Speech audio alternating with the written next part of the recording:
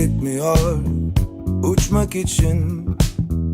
Kanat çırpmak lazım üstünden geçmişin.